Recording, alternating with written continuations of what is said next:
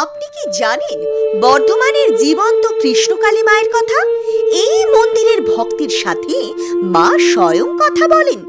মা কখন দেখা দেবেন তা আগে থেকেই জানিয়ে দেন। মা এখানে চোখে লীলা করেন। এখানে মায়ের পায়ের নুপুরের আওয়াজ শোনা যায়। বর্ধমানের এই মন্দির খুবই ভাইরাল।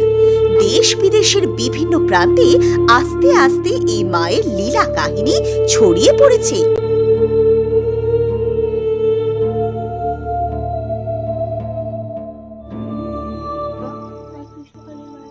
আবার বলতে থাকো।